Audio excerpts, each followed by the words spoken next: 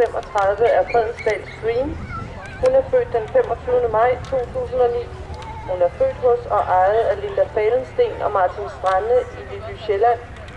Far er Bluehorse Sak, moren er Ida W, LDH-hoppe. Morfar er Bluehorse Don Sufro, og mormors far er Kavango. Rytteren er Jan Christensen. Højt igennem at chancere. Og vi vil gerne se en øgning på langsiden modsat dommerne. Og den tredje hoppe er katalog nummer 138, Feldrose First Selection. Hun er født den 23. maj 2009. Hun er født hos og ejet af Studeri Selection ved Nana Nobel i Fredensborg. Faren er Florencio, mor er en guldmedaljehoppe Feldrose Selection. Morfar er Salvohit og mormors far Sejner Stern.